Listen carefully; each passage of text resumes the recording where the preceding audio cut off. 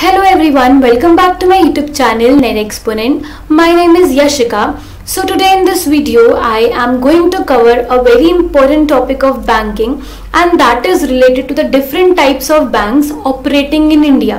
तो आपने बैंक्स के थ्रू तो ट्रांजैक्शन किया होगा और सबको HDFC, SBI इन सब के बारे में पता ही होगा, बट क्या आपने स्मॉल फाइनेंस बैंक्स के बारे में सुना है? क्या आपको पता है पेमेंट बैंक्स क्यों आए और कोऑपरेटिव बैंक्स का क्या रोल है? और अगर मैं आपसे पूछूं कि पब्लिक और प्राइवेट सेक्टर बैंक्स कितने हैं आज की डेट में, कौन से बैंक्स मर्ज हुए, तो ये सारी बातें आज हम इस वीडियो में कवर करने वाले हैं। तो जैसे अगर हम अपनी फैमिली की बात करते हैं, हमारी फैमिली में सबसे टॉप पर कौन आता है? हमारे ग्रैंड पेरेंट्स। उनका क्या रोल होता है? वो फैमिली को मैनेज करते हैं, सुपरवाइज करते हैं। तो ऐसे ही अगर मैं बात करती हूँ बैंकिंग सेक्टर की, तो बैंकिंग सेक्टर में सबसे टॉप पर कौन होते हैं? Central banks. ठीक है, तो सेंट्रल बैंक्स का जैसे हमारे ग्रैंड पेरेंट्स की तरह क्या रोल होता है? रेगुलेट करना और सुपरवाइज करना बाकी के दूसरे बैंक्स को। ठीक है, अगर हम सेंट्रल बैंक के फंक्शंस की बात करें तो सेंट्रल बैंक से मेक श्योर करता है कि कब इंटरेस्ट रेट को बढ़ाना चाहिए, कब इंटरेस्ट रेट को कम करना चाहिए, कब करेंसी इशू करनी चाहिए। और तो और सेंट्रल बैंक जो है वो गवर्नमेंट के लिए भी एज अ बैंक की तरह रोल प्ले करता है। गवर्नमेंट का बैंक कौन है? Central bank. तो इसे हम बोलते हैं बैंकर टू गवर्नमेंट, राइट। और कस्टोडियन तो ये है ही और बैंक्स का। ठीक है, तो अगर हम इंडिया की बात करते हैं तो इंडिया में सेंट्रल बैंक कौन सा है? RBI, right. और ये आरबीआई आया कब था? ये आया था आरबीआई एक्ट 1934 में, और ये आरबीआई फॉर्म कब हुआ? 1935 में। ठीक है, तो अगर आपको सेंट्रल बैंक के बारे में पता चल गया तो अब हम दो बैंक्स को दो पार्ट्स में डिवाइड करेंगे। एक है शेड्यूल्ड बैंक और एक है नॉन शेड्यूल्ड बैंक। तो हम इसको ऐसे देखते हैं, सपोज आरबीआई के पास एक रजिस्टर है। ठीक है, उस रजिस्टर का नाम है सेकंड शेड्यूल, राइट। अब उस रजिस्टर के अंदर कुछ बैंक्स के नाम दिए हुए हैं, तो जिन बैंक्स का नाम उस रजिस्टर में होगा उसको हम बोलेंगे शेड्यूल्ड बैंक्स, राइट। तो जिसका नाम उस रजिस्टर में, मतलब रजिस्टर मतलब सेकंड शेड्यूल में है, तो उसे बोलेंगे शेड्यूल्ड बैंक्स। और उस रजिस्टर में जिस बैंक का नाम नहीं है उसे बोलेंगे नॉन शेड्यूल्ड बैंक्स।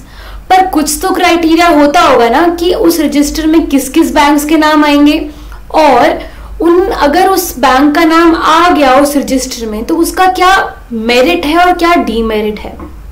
तो जो क्राइटेरिया है, अगर उस बैंक को उस रजिस्टर में आना है तो उसका जो पेड अप कैपिटल है वो कितनी होनी चाहिए? वो होनी चाहिए मोर देन 5 lakhs, राइट। और अगर वो बैंक उस रजिस्टर में आ गया तो उसको आरबीआई के सारे नॉर्म्स को फुलफिल करना पड़ेगा। मतलब आरबीआई ने जो भी रूल्स बताए हैं बैंकिंग के, सीआरआर मेंटेन करना है, एसएलआर मेंटेन करना है, इतना रेपो रेट, ये सब कुछ जो है आरबीआई के जो भी नॉर्म्स हैं वो उस बैंक को फॉलो करने पड़ेंगे। और इसका मेरिट क्या है? वो आरबीआई से बोरो कर सकता है मनी अगर वो उस रजिस्टर का पार्ट है। और अगर वो उस रजिस्टर का पार्ट नहीं है, मतलब उसका जो पेड अप कैपिटल है वो लेस देन 5 लाख है, तो वो उस रजिस्टर का पार्ट नहीं बन पाएगा। प्लस उसका डीमेरिट क्या है? वो बोरो भी नहीं कर पाएगा। उसको सीआरआर एसएलआर आरबीआई के साथ मेंटेन करने की जरूरत नहीं है, बट वो अपने पास ही उसे मेंटेन रखता है। इसका एग्जाम्पल है जेएनके बैंक, जो कि एक नॉन शेड्यूल्ड बैंक है। तो अब आपको ये समझ में आ गया होगा कि कौन से शेड्यूल्ड बैंक्स होते हैं और कौन से नॉन शेड्यूल्ड बैंक्स होते हैं।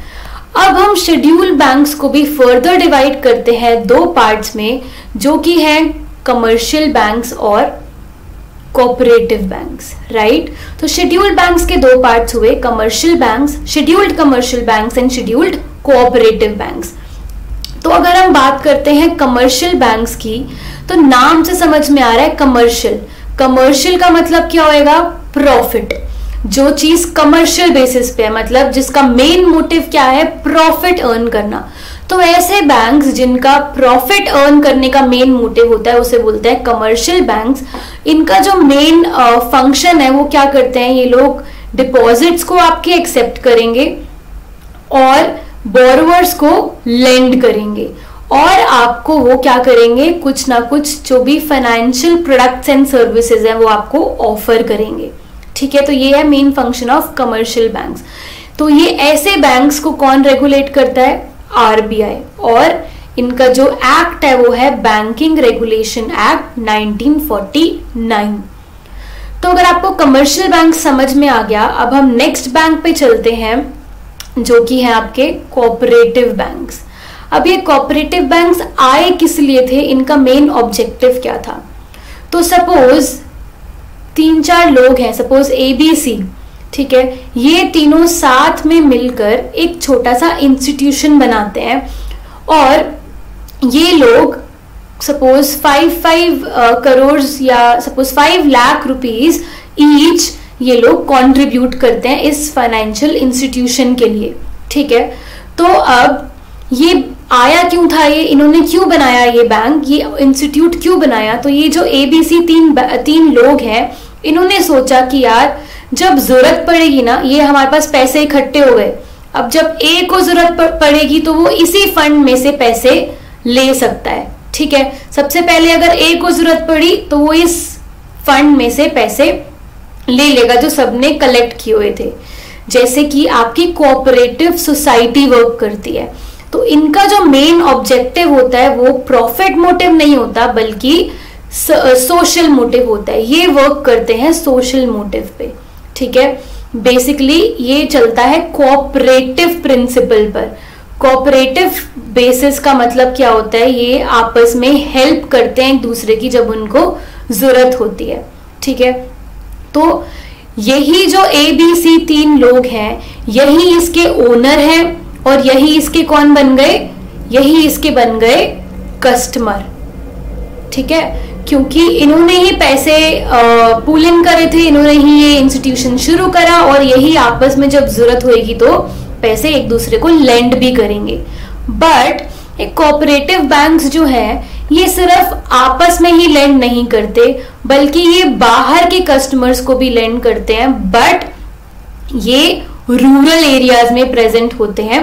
ठीक है, ये जो भी फार्मर्स हैं, एग्रीकल्चरलिस्ट हैं, जिनको लोन की जरूरत होती है तो ये इनको कंसेशनल रेट पे लोन को प्रोवाइड करते हैं। ठीक है, तो अब कोऑपरेटिव बैंक्स को हम 3 पार्ट्स में डिवाइड कर सकते हैं। पहला है प्राइमरी क्रेडिट सोसाइटी। ये जो प्राइमरी क्रेडिट सोसाइटी है ये विलेज लेवल पर ऑपरेट करता है, ये बिल्कुल रूरल एरिया में है। ठीक है, अगर आपको प्राइमरी क्रेडिट सोसाइटी मतलब स्टार्ट करनी है तो आपको उसके लिए भी आरबीआई की परमिशन, आरबीआई का लाइसेंस लेना पड़ेगा, और इस सोसाइटी को कोई मैनेज करने वाला तो होना चाहिए। तो वो कौन मैनेज करता है? रजिस्ट्रार ऑफ कोऑपरेटिव सोसाइटीज को मैनेज करता है। सेकेंड लेवल पे आता है आपका सेंट्रल कोऑपरेटिव बैंक, जो कि हर डिस्ट्रिक्ट में होता है। ठीक है, इसके लिए भी आपको आरबीआई से परमिशन लेनी पड़ेगी, और ये manage registrar of cooperative society तो है ही सही, बट साथ में इसकी फंक्शनिंग के लिए कौन आता है? NABARD. In the similar manner अगर हम तीसरे की बात करें, तीसरा है आपका स्टेट कोऑपरेटिव बैंक। तो जो भी सारे डिस्ट्रिक्ट के बैंक्स होते हैं, डिस्ट्रिक्ट कोऑपरेटिव बैंक्स होते हैं, वो रिपोर्ट करते हैं स्टेट कोऑपरेटिव बैंक को, और इनको भी फंक्शन कौन करता है? नबार्ड और रजिस्ट्रार ऑफ कोऑपरेटिव सोसाइटी। तो आई होप आपको ये समझ में आ गया होगा कमर्शियल बैंक्स क्या होते हैं और कोऑपरेटिव बैंक्स क्या होते हैं और इनका मेन ऑब्जेक्टिव क्या होता है। अब हम आगे बात करते हैं, कमर्शियल बैंक्स को हमने फिर बाइफरकेट किया, public sector banks, private sector banks, foreign banks, small finance banks, payment banks and RRBs. तो अगर मैं बात करती हूं आपकी पब्लिक सेक्टर बैंक्स की, तो पब्लिक सेक्टर बैंक्स वो बैंक्स होते हैं जिनका मेजर स्टेक किसके पास है? गवर्नमेंट के पास है। ठीक है, जिनका मेजर जो ओनरशिप है वो गवर्नमेंट की है। और जैसे आपने एग्जाम्पल इसका आपको पता होगा, सबसे बड़ा एग्जाम्पल है SBI, राइट। तो अगर हम SBI की एक लेटेस्ट न्यूज की बात करें तो SBI के जो 5 एसोसिएट्स थे उसको 2017 में SBI के साथ ही मर्ज कर दिया गया। तो अब SBI को हमने सिस्टमैटिकली इंपॉर्टेंट बैंक बोल दिया। सिस्टमैटिकली इंपॉर्टेंट बैंक का मतलब ये होता है जब एक जो बैंक है उसका साइज बहुत ज्यादा बढ़ जाता है तो हमें एक रिस्क रहता है कि अगर ये बैंक फेल हुआ ना तो हमारी पूरी फाइनेंशियल सिस्टम फेल हो जाएगी। तो इसीलिए इसको सिस्टमैटिकली इंपॉर्टेंट बैंक बोला जाता है। सो एट प्रेजेंट अगर हम बात करें इंडिया में तो 12 पब्लिक सेक्टर बैंक्स आपके इंडिया में ऑपरेट करते हैं। अब नेक्स्ट कैटेगरी आती है आपकी private sector banks. Private sector banks में मेजर स्टेक किसका होएगा? प्राइवेट इंडिविजुअल्स का होएगा, जैसे कि HDFC बैंक। HDFC बैंक को भी SIB मतलब सिस्टमैटिकली इंपॉर्टेंट बैंक में क्लासिफाई किया गया है। और एट प्रेजेंट अगर हम बोलें तो there are total 21 private sector banks in India. Third category आती है आपकी फॉरेन बैंक। फॉरेन बैंक वो बैंक होते हैं जो ऑल्दो जिनका हेड क्वार्टर जो है वो एक फॉरेन कंट्री में है बट उसकी जो ब्रांच है वो इंडिया में है। तो ऐसे बैंक्स को dual banking regulation system follow करना पड़ता है क्योंकि उनको अपना जो होम कंट्री है उसके रूल्स को तो फॉलो करना ही करना है, बट जिस कंट्री में वो ऑपरेट करते हैं उनके रूल्स को भी फॉलो करना पड़ता है। इसका जो सबसे बड़ा एग्जाम्पल है वो है JP मॉर्गन, जो आपने सुना होगा। अब हम बात करते हैं नेक्स्ट टाइप ऑफ बैंक्स की, जो कि है पेमेंट बैंक्स। तो पेमेंट और स्मॉल फाइनेंस बैंक्स को हम साथ में लेते हैं। ये दोनों बैंक्स कौन से ईयर में आए थे? ये आए थे 2014 में। इन दोनों बैंक्स को लाने का जो मेन ऑब्जेक्टिव था वो था फाइनेंशियल इंक्लूजन। अभी भी ऐसे एरियाज थे, रूरल एरियाज, जहां पर बैंकिंग सिस्टम नहीं पहुंच पा रहा था, तो उनके लिए आए पेमेंट बैंक्स और स्मॉल फाइनेंस बैंक्स। तो अगर हम इन दोनों के बीच का डिफरेंस देखें तो पेमेंट बैंक्स जो है वो लोन दे नहीं सकते, राइट। सो पेमेंट बैंक्स लोन नहीं दे सकते, बट वो आपसे आपके डिपॉजिट एक्सेप्ट कर सकते हैं, बट सिर्फ डिमांड डिपॉजिट, वो टाइम डिपॉजिट एक्सेप्ट नहीं कर सकते। तो अब आप सोच रहे होगे ये वाले बैंक्स फिर अर्न कैसे करते हैं मनी? ना ही वो आप लोन दे रहे हैं तो उनको इंटरेस्ट भी नहीं मिल रहा। तो ऐसे बैंक्स को परमिशन दी गई है कि वो इन्वेस्ट कर सकते हैं गवर्नमेंट सिक्योरिटीज और ट्रेजरी बिल्स में, ठीक है। वही अगर हम स्मॉल फाइनेंस बैंक्स की बात करें तो स्मॉल फाइनेंस बैंक्स लोन्स भी दे सकते हैं, वो टाइम और डिमांड डिपॉजिट दोनों एक्सेप्ट कर सकते हैं, ठीक है। और ऐसे बैंक्स जो है वो unorganise sector, agricultural, small traders, इन सबको वो लोन प्रोवाइड करते हैं छोटे एरियाज में, ठीक है। तो ये था आपका types of banks operating in India. Next video में मैं आपके लिए इसका और बैंकिंग अवेयरनेस का और डिटेल में इन बैंक्स के लिए बात करूंगी। So I hope you like my video. Thank you so much for watching.